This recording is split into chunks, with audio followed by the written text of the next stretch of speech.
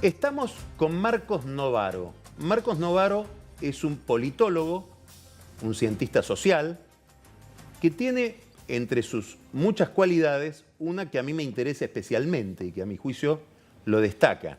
Tira al arco, es decir, se mete con temas complicados, se anima a opinar, es contundente cuando opina y no tiene esa característica que por momentos permea mucho y está muy extendida en el mundo académico, de decir algo así como, vamos a citar al gran Pepe Mujica, así como te digo una cosa, te digo la otra.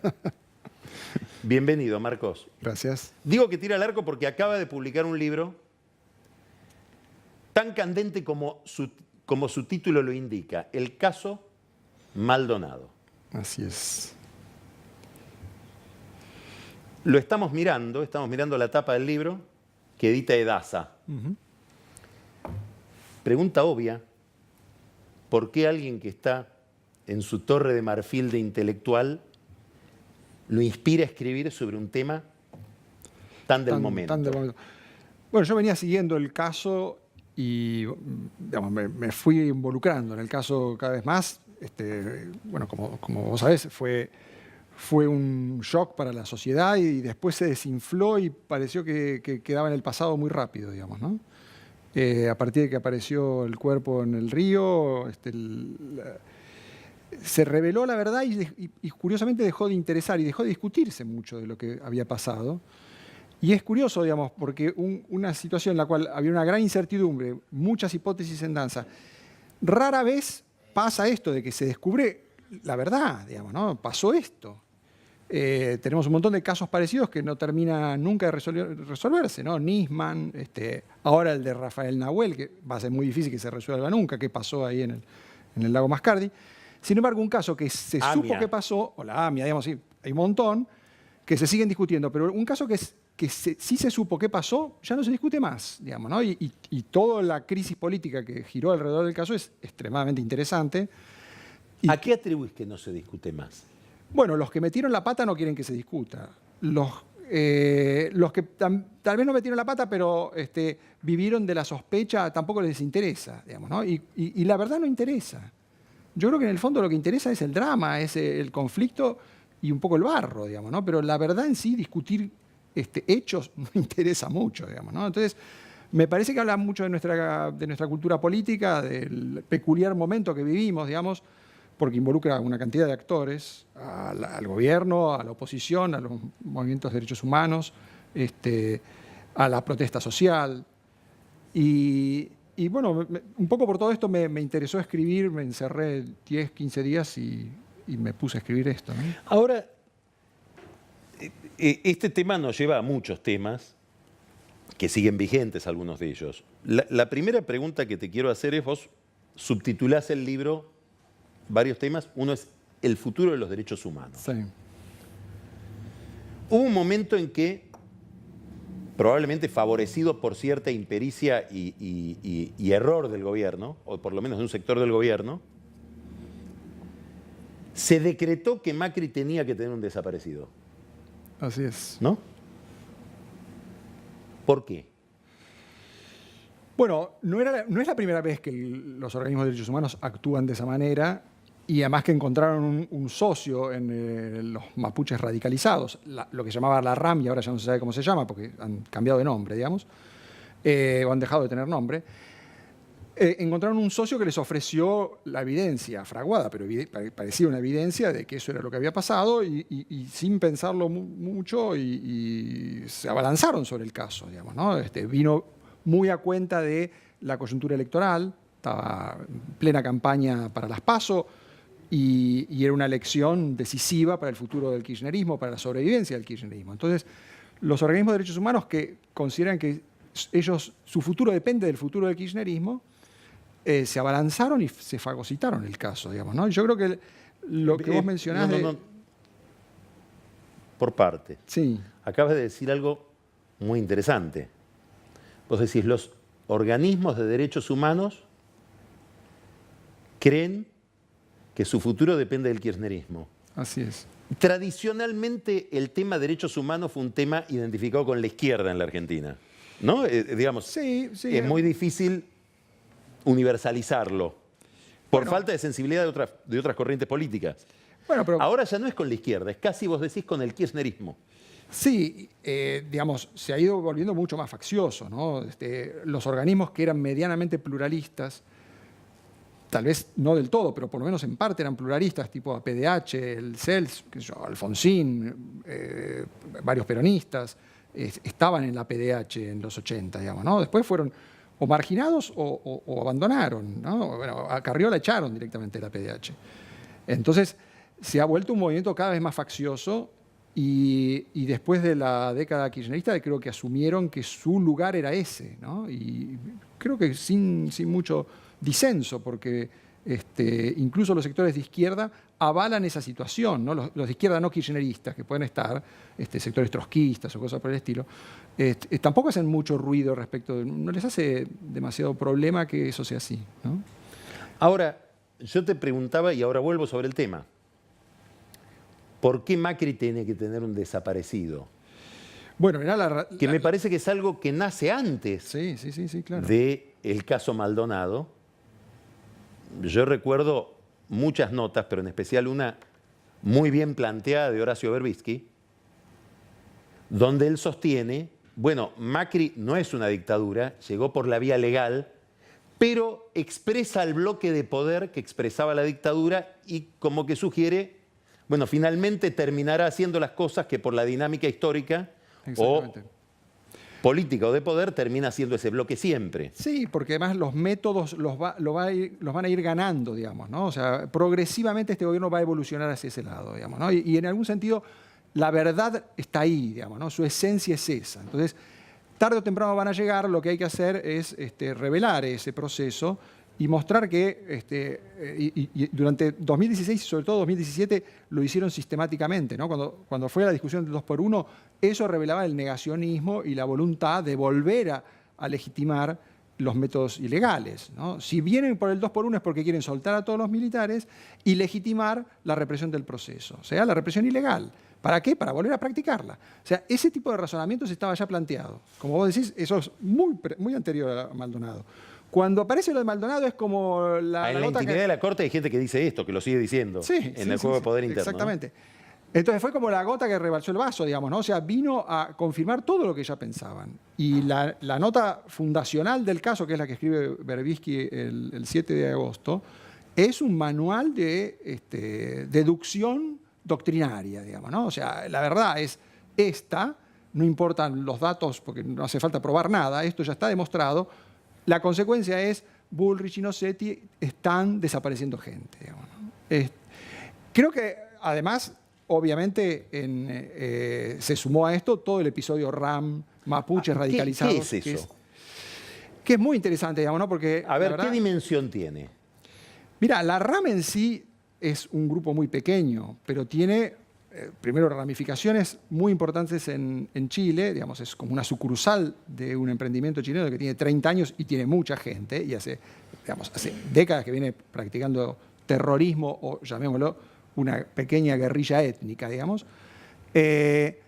Pero además estaban muy interesados en aprovechar la coyuntura con una idea en algún sentido coincidente con la de los organismos y el kirchnerismo, que era, no han renovado la ley de suspensión de desalojos. Este gobierno es un gobierno que nos va a dar mucha menos bolilla a las comunidades y a la apropiación de tierras de lo que nos dio el kirchnerismo, que tampoco es que fue muy generoso, pero digamos, hacía la vista gorda muchas veces.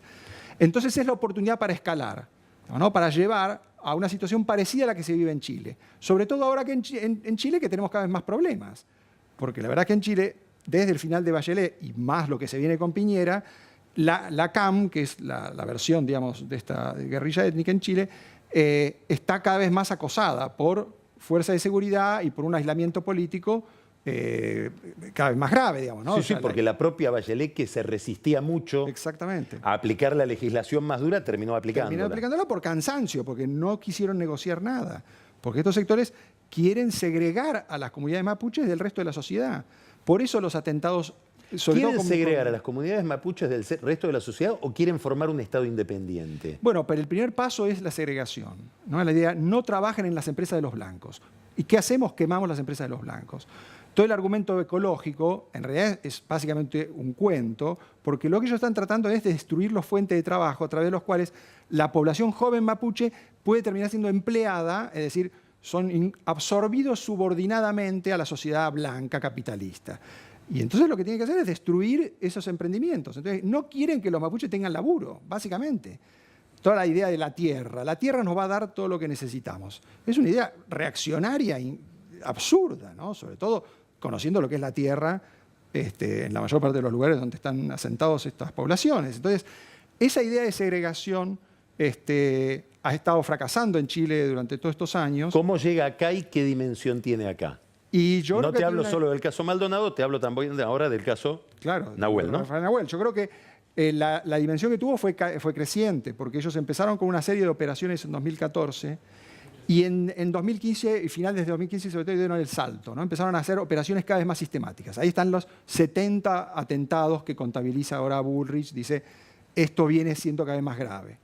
Entonces hubo una voluntad de instalarse y de generar una escalada con reacciones muy, muy pobres en el resto de las comunidades. En general hubo rechazo de las comunidades, sobre todo porque la diferencia con Chile es que Chile en los años 20, esas comunidades efectivamente perdieron casi todas sus tierras, porque el Estado chileno fue terriblemente salvaje en colonizar con blancos y echar a los aborígenes.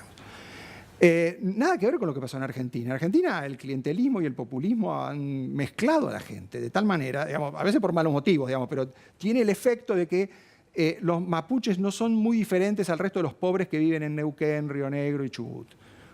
No es que es una integración buena, digamos, ¿no? Pero finalmente es algo de integración. Entonces, obviamente que esas comunidades buscan negociar con el Estado mucho más de lo que lo hacen en Chile, y por eso la RAM no creció.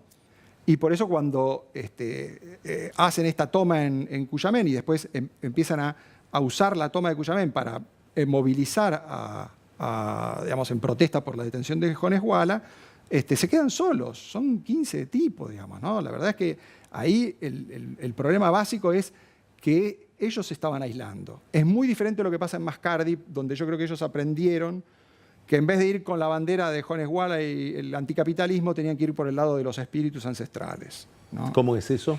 Bueno, consiguieron un interlocutor con las comunidades que es esta machi, esta chamán, mediadora religiosa, que es la que decide qué tierras ocupan.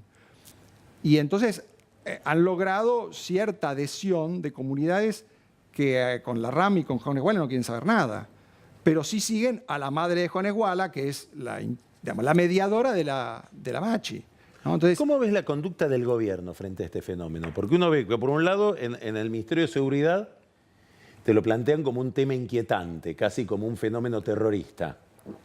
así es, sí.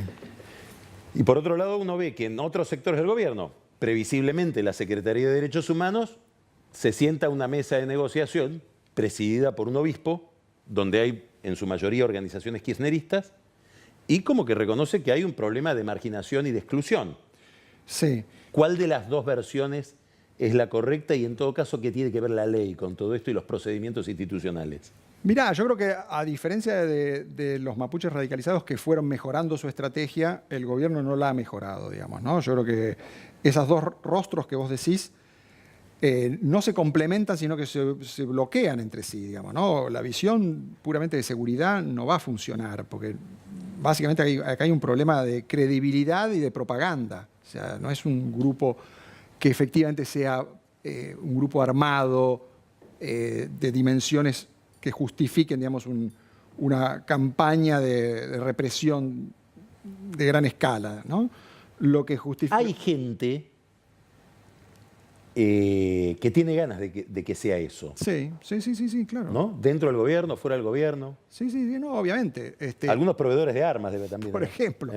No, bueno, yo creo que ahí está la cuestión de la falta de una política más centrada, más moderada, ¿no? Digamos, ir a ceder en una mesa de negociación donde vos tenés todas las chances de perder, porque encima parte de la Iglesia Católica ya le ha legitimado a esta gente, digamos. Eso no es una buena idea. Tal vez ahora ya no pueden escapar de eso, pero no parece ser una política razonable para el gobierno. Entonces tienen que encontrar entre la seguridad y los derechos humanos, tiene que haber un poco más de política, digamos, ¿no? Que es algo que puede articular una estrategia con los aliados potenciales o ya disponibles, que son los gobernadores, que todos están claramente preocupados por esto, la gente de las comunidades mapuches más moderadas, que son la enorme mayoría, y obviamente los otros sectores de las sociedades locales, que más allá de sectores de la iglesia que pueden estar en la PDH, como es el caso del obispo de Bariloche y demás, también ven la complejidad del problema, digamos, ¿no? No es que ¿El Papa es un actor en todo esto o no? Mirá, la iglesia en general estuvo muy, muy en silencio durante el caso Maldonado, ¿no? Llamativamente no se prendieron, no hubo declaraciones, no hubo intervención, como sí hubo en otros casos, digamos, donde, bueno, toman distancia del gobierno, desconfían y plantean, bueno, lo que ya sabemos, ¿no? La tensión o la distancia con el macrismo, que es más o menos habitual. Me parece que se advertían, digamos, que eso era demasiado trucho, digamos, ¿no? Que iba a caer, que era una fábula. En este caso intervienen un poco porque el conflicto es más grave, porque involucra a mucha más gente, porque es la periferia de Bariloche, donde ahí viven muchos miles de mapuches, porque además hay un muerto que, bueno, las fuerzas de seguridad van a tener que dar explicaciones y va a ser muy difícil probar, porque han borrado las pruebas, o porque no vamos a saber nunca si había pruebas o no, digamos, ¿no? Entonces yo creo que hay un montón de motivos por los cuales sí, yo creo que la Iglesia va a ser un interlocutor inevitable de esto. El desacierto, si querés, el fiasco de los organismos de derechos humanos y de muchos políticos ligados a ese discurso. Yo recuerdo un tuit de Leopoldo Moró, sí, que afirma que a Maldonado lo tenía la gendarmería. Todavía no vi que lo corrigiera. No, y bueno, fue lo que dijeron los organismos cuando se entrevistan con Garabano, Bullrich y Abrug. Le dicen, ustedes saben dónde están porque lo están torturando en este momento, ¿no? Bueno, eso, ¿qué consecuencias tiene, si es que tiene alguna, sobre la credibilidad de esos organismos y de esa gente? Mira, yo creo que lo ha tenido, ¿no? De hecho, en este episodio de Mascardi, los organismos han sido bastante más prudentes. En parte porque pasaron las elecciones, perdieron las elecciones, el kirchnerismo ha quedado desarticulado y ya no tienen esa voluntad de lucha y de combate, de ir al frente y polarizar a como sea, que había en agosto, septiembre, digamos, ¿no? hasta octubre. Digamos, yo creo que el clima ha cambiado. Es un caso más complicado pero en un clima más favorable al gobierno. Y entonces los organismos van a tratar de acomodarse a esa situación. No van a desistir, ¿no? Yo no creo que vayan a cambiar en su actitud y en su enfoque doctrinario del problema. Ahora, el gobierno tiene la oportunidad de pasar a la ofensiva y tener una política más seria de derechos humanos, hacer más política sobre el caso, prevenir errores. No puede ser que, como hicieron, manden a la prefectura con ametralladoras al bosque. Tienen que mandarlo con cámara de video, ¿no? O sea, lo que había que hacer era documentar lo que pasaba ahí. Ellos tenían que localizar a 15 tipos que, digamos, no podían buscarlos a ver si los encontramos, ¿no? Al tuntún. O sea, falta estrategia, falta criterio. ¿Las fuerzas de seguridad vos creés que están capacitadas hoy en la Argentina, con la historia reciente, para resolver un problema de seguridad que puede ser, por ejemplo, despejar una ruta? Yo creo que sí, digamos, ¿no? Yo creo que el problema básico es el control político de las operaciones que son delicadas. Mi impresión es que el gobierno se maneja con esas fuerzas como si fuera un instrumento que se le puede escapar de las manos. Casi te diría, un poco audazmente, que me parece que esto de que no vengan los activistas antiglobalización a la OMC, a ver si vienen y matamos a alguno, mejor que no vengan. Sí, bueno, están más preocupados de lo que confiesan, digamos, ¿no? Porque después dicen, no, nosotros confiamos en la fuerza de seguridad. Si confiaran, tal vez no harían algunos papelones, digamos, ¿no? Y en otros casos yo creo que no tienen que confiarse de las órdenes judiciales que reciben y de su transmisión inmediata, ¿no? Lo que pasó en Mascardi fue que el juez ordenó el desalojo. Como el desalojo salió bien, le dijo, bueno, ahora vayan a buscarlo al bosque, a los tipos que quedaron libres. Y dijeron, bueno, como hasta acá no pasó nada, vayamos al bosque. Y nadie se detuvo a pensar que tal vez la cosa era más complicada, ¿no? Última pregunta, volviendo sobre algo que dijiste. Cuando Macri fue a Holanda, lo recibieron con el cartel, Macri basura, vos sos la dictadura. Sí. Vos decís que Macri tiene derecho a tener una política de derechos humanos. Así es. ¿Cómo encajaría esa política? ¿En qué Macri? ¿Quién es Macri? ¿En el arco ideológico? ¿En relación con esta materia? Mirá, yo creo que Macri hasta ahora no ha tenido... ¿Es Marcos Peña? No, ¿Es el que dice terminemos con el curro de los derechos humanos? ¿Quién es? no, en derechos humanos ha puesto gente que sabe del tema. Quiere decir que no es que le es completamente indiferente, pero es un tema que él siente un poco distante y sobre todo siente amenazante, ¿no? Entonces, no se quiso meter en un pantano en el cual podía recibir más golpes que beneficios. Y dijo, bueno, dejémoslo. Lo único que hizo fue la definición general de la política de derechos humanos sigue siendo una política de Estado. O sea, los juicios van a seguir, pero no dijo más nada, no dijo qué era esa política de Estado.